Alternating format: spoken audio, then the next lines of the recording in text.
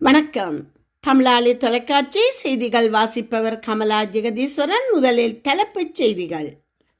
கொழும்பு நகரத்துக்குள் நுழையும் வாகனங்களுக்கான நிறுத்து கட்டணம் வசூலிப்பதை தற்காலிகமாக நிறுத்தி வைக்க கொழும்பு மாநகர சபை முடிவு செய்துள்ளது. தொடர்பில் ஊடகங்களுக்கு கொழும்பு மாநகர சபை அதிகாரிகள் கூறுகையில், மறு அறிவிப்பு வரும் வரை இந்த முடிவுடன் நடைமுறைக்கு வருகிறது. மத்திய கிழக்கு பிராந்தியத்தில் நிலவும் மோதலின் விளைவாக நாட்டில் நிலவும் எரிபொருள் விநியோக பிரச்சினைகளை கருத்தில் கொண்டு இந்த முடிவு எடுக்கப்பட்டுள்ளது. இந்த முடிவுக்கு கொழும்பு மாநகர சபையின் நிதிக்குழு இந்த முடிவுக்கு ஒப்புதல் அளித்துள்ளது.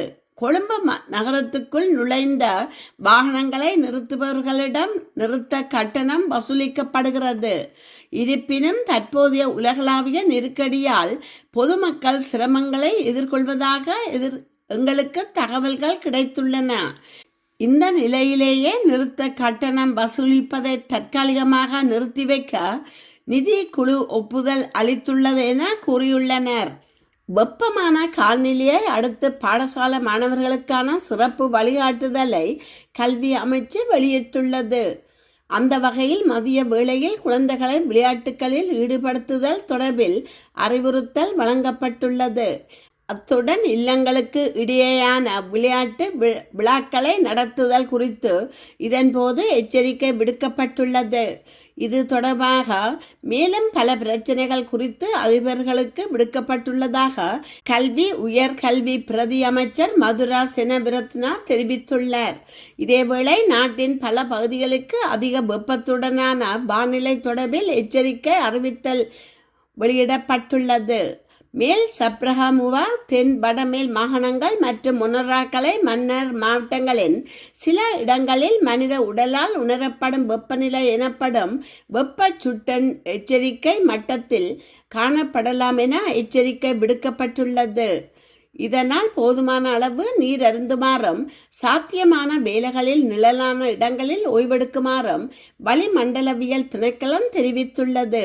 வயதானவர்கள் மற்றும் நோயாளிகள் தொடர்பில் அவதானமாக செயற்படுமாறு அறிவுறுத்தப்பட்டுள்ளது. அதிக களைப்பை ஏற்படுத்தும் வெளிப்புற செயல்பாடுகளை குறைத்து கொள்ளுமாறும் திணைக்களம் பொதுமக்களை அறிவுறுத்தியுள்ளது. யாழ்ப்பாணம் செம்மணி மனித புதைகுழியில் 3ஆம் கட்ட அகழ்வு பணிகள் எதிர்வரும் ஏப்ரல் மாதம் 20ஆம் முன்னெடுக்க தீர்மானிக்கப்பட்டுள்ளது. செம்மணி மனித புதைகுழி வழக்கு நேற்று யாழ் நீதிமன்றத்தில் விசாரணைக்கு எடுத்துக்கொள்ளப்பட்டது. அதன்போது புதைகுழியை சூழவுள்ள பகுதிகளை வாரத்தில் 2 தினங்கள் சட்ட வைத்திய அதிகாரியின் நேரடி கண்காணிப்பில் துப்புரவு பணிகளை முன்னெடுக்க வேண்டுமென நல்லூர் பிரதேச சபைக்கு மன்று கட்டளையிட்டுள்ளது. அத்துடன் புதைகுழி பகுதியில் அகழ்வு பணிகள் ஈடுபடுபவர்களுக்காக மற்றும் பொருட்களை வைப்பதற்காக அமைக்கப்பட்டிருந்த தற்காலிக கொட்டகைகள் டித்வா புயல் அதனைத் தொடர்ந்து யாழில் பெய்த பருவமழை காரணமாக சேதமடைந்துள்ளன.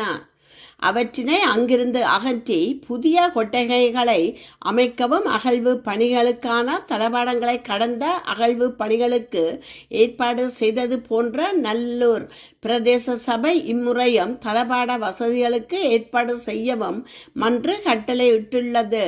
புதைகுழி பகுதிகளுக்கு நேரில் சென்று கள தரிசிப்பை மேற்கொள்வது என்றும் மன்றில் தீர்மானிக்கப்பட்டதற்கமைய நீதிவான் எஸ் லெனின்குமார், சட்ட வைத்திய அதிகாரி எஸ் பிரணவன், சட்டத்தரணிகளான நிரஞ்சன், ரணிதா, நல்லூர் பிரதேச சபை செயலாளர் உள்ளிட்டோர் நேரில் சென்று புதைகுழியை பார்வையிட்டனர். இந்நிலையில் புதைகுழியில் தற்போது நீர் தேங்கி நிற்பதால் எதிர்வரும் 28ஆம் சட்ட வைத்திய அதிகாரியின் நேரடி கண்காணிப்பில் நீரினை வெளியேற்றும் நடவடிக்கைகளை முன்னெடுப்பது என்றும் ஏப்ரல் மாதம் 8ஆம் குறித்த வழக்கு நீதிமன்றில் எடுக்கப்படும் எனவும் ஏப்ரல் 20ஆம் 3ஆம் கட்ட அகழ்வு பணிகளை முன்னெடுப்பது எனவும் திகதிகள் இடப்பட்டுள்ளன. 2025ஆம் ஆண்டுக்கான காபோதா உயர்தர பரீட்சை பெறுபேறு முடிவுகள் சிங்களம் மற்றும் தமிழ் புத்தாண்டுக்கு முன்பு வெளியிடப்படும் என அறிவிக்கப்பட்டுள்ளது. பெறுபேறுகளை வெளியிடுவதற்கு தேவையான செயல்முறைகள் தற்போது நிறைவடையும் தருவாயில் உள்ளதாகவும் பரீட்சைகள் ஆணையாளர் நாயகம் இந்திகா குமாரி லியனகே உறுதிப்படுத்தியுள்ளார். இதேவேளை காபோதா சாதாரண தர வினாத்தாள் தொடர்பான மதிப்பீட்டு பணிகள் ஏற்கனவே தொடங்கிவிட்டதாகவும் தெரிவிக்கப்பட்டுள்ளது. இதேவேளை ஏப்ரல் மாதத்தின் பிற்பகுதியில் சாதாரண தர பரீட்சைக்கான செயல்முறை பரீட்சைகளை நடத்த திட்டமிட்டுள்ளது. செயல்முறை தேர்வுகள் முடிந்தவுடன் சாதாரண தர பரீட்சைக்கான பெறுபேறுகளையும் விரைவில் வெளியிட நடவடிக்கை எடுக்கப்படும் என ஆணையாளர் நாயகம் தெரிவித்துள்ளார். வரவிருக்கும் குளிர்காலத்தை முன்னிட்டு பிரிட்டிஷ் ஏர்வேஸ் இலங்கைக்கான விமான சேவைகளை ஆரம்பிக்க உள்ளதாக அறிவித்துள்ளது. அதன்படி 2026 அக்டோபர் 23 முதல் லண்டன் ஹெட்விக் விமான நிலையத்திலிருந்து இலங்கைக்கு வாரத்திற்கு 3 முறை நேரடி விமான சேவைகள் முன்னெடுக்கப்படும். இந்த விமான சேவைகளுக்கான பயணச்சீட்டு விற்பனை நேற்று ஆரம்பமானதாக குறிப்பிட்டுள்ளது. இலங்கையிலிருந்து லண்டனுக்கு நேரடி விமான சேவைகளை முன்னெடுக்கும் ஒரே விமான சேவையாக ஸ்ரீலங்கா ஏர்லைன்ஸ் மாத்திரமே தற்போது காணப்படுகிறது. மத்திய கிழக்கில் போர் மேகங்கள் சூழ்ந்துள்ள நிலையில் ஈரானின் பாதுகாப்பு உளவுத்துறையை வலுப்படுத்த ரஷ்யாவும் சீனாவும் மிக முக்கியமான தொழில்நுட்ப உதவிகளை வழங்கி வருவதாக அல் ஜசீரா செய்தி நிறுவனம் வெளியிட்டுள்ள ஆய்வுக் கட்டுரை விவரிக்கிறது. நவீன கால பேர்களில் ஏவுகணைகளை விட சமிஞ்சை போர் ஆஃப் சிக்னல்ஸ் எனப்படும் மின்னணு உளவுத்துறை எலக்ட்ரானிக் இன்டெலிஜென்ஸ் மிக முக்கிய பங்கு வகிக்கிறது. இந்த சூழலில் ரஷ்யாவின் மேம்பட்ட ராடர் அமைப்புகள் மற்றும் சீனாவின் அதிநவீன செயற்கைக்கோள் கண்காணிப்பு தரவுகள் ஈரான் தனது எதிரிகளின் நடமாட்டத்தை முன்கூட்டியே துல்லியமாக கண்டறிய பெரிதும் உதவுகின்றன. குறிப்பாக வான்வெளி பாதுகாப்பு மற்றும் சைபர் போர் முறைகளில் ரஷ்யா தனது போர்க்கள அனுபவங்களை ஈரானுடன் பகிர்ந்து கொள்வதன் மூலம் ஈரான் தனது எல்லைகளுக்கு அப்பால் இருக்கும் அச்சுறுத்தல்களை கண்காணிக்கும் திறனை பெற்றுள்ளது. அதேபோல் சீனாவின் தொழில்நுட்ப கட்டமைப்பு ஈரானின் தகவல் தொடர்பு மற்றும் கண்காணிப்பு வலை பின்னலை நவீனப்படுத்தியுள்ளது. இந்த முத்தரப்பு ஒத்துழைப்பு மேற்கத்திய நாடுகளின் மேலாதிக்கத்திற்கு சவாலாக அமைவதோடு மட்டுமல்லாமல் மத்திய கிழக்கு போர்க்களத்தில் ஈரானின் தற்பாதுகாப்பு மற்றும் தாக்குதல் வியூகங்களை அடுத்த கட்டத்திற்கு நகர்த்தியுள்ளது. வல்லரசுகளுக்கு இடையிலான இந்த தொழில்நுட்ப கூட்டணி பிராந்தியத்தின் அதிகார சமநிலையை மாற்றியமைக்கும் ஒரு புதிய மின்னணு போர் முறையாக பார்க்கப்படுகிறது. ஈரானின் தேசிய பாதுகாப்பு பேரவை அரச தொலைக்காட்சியில் வெளியிட்டுள்ள அதிகாரப்பூர்வ தகவலின்படி அந்த நாட்டின் மிக முக்கியமான பாதுகாப்பு மற்றும் அரசியல் தலைவரான அலி லாரிஜானி கொல்லப்பட்ட செய்தி உறுதிப்படுத்தப்பட்டுள்ளது. இத்தாக்குதல் மற்றும் அதன் பின் விளைவுகள் குறித்த முக்கிய விவரங்கள் சர்வதேச ஊடகங்களில் வெளியிட்டுள்ளன. தெஹ்ரான் நேரப்படி நேற்று அதிகாலை 3:30 மணியளவில் நடத்தப்பட்ட இஸ்ரேலிய வான்வெளி தாக்குதலில் அலி லாரிஜானி, அவரது மகன் மற்றும் உதவியாளர் ஆகிய 3 கொல்லப்பட்டுள்ளனர். ஈரானிய அதிகார மையத்தின் மிக முக்கியமான தூணாக கருதப்பட்ட ஒருவரை இழந்திருப்பது அந்நாட்டிற்கு பெரும் பின்னடைவாகும் என்று ஊடகங்கள் தெரிவித்துள்ளன. தாய்லாந்து தலைநகர் பாங்காக்கில் இருந்து சிங்கப்பூர் நோக்கி சென்ற சிங்கப்பூர் ஏர்லைன்ஸ் விமானத்தில் இந்திய வாலிபர் பயணம் செய்தார். விமானம் நடுவானில் பறந்து கொண்டிருந்த போது விமான பணிப்பெண் உணவு மற்றும் குடிநீர் வழங்கி கொண்டிருந்தார். அப்போது இளைஞன் அவருக்கு பாலியல் தொல்லை கொடுத்துள்ளார்.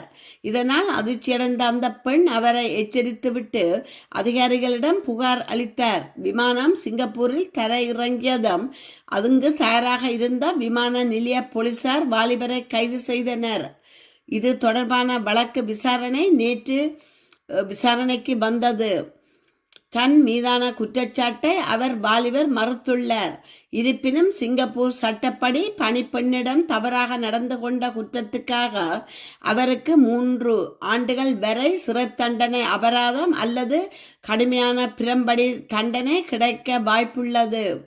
ஈரானுடனான போர் காரணமாக ஜனாதிபதி டொனால்ட் ட்ரம்ப் மற்றும் தேசிய உளவுத்துறை இயக்குனர் ஆகிய இருவருக்கும் பயங்கரவாத அச்சுறுத்தல்கள் குறித்து ஆலோசனை வழங்கி வந்த அமெரிக்கா தேசிய பயங்கரவாத எதிர்ப்பு மையத்தின் இயக்குனர் பதவி விலகியுள்ளார்.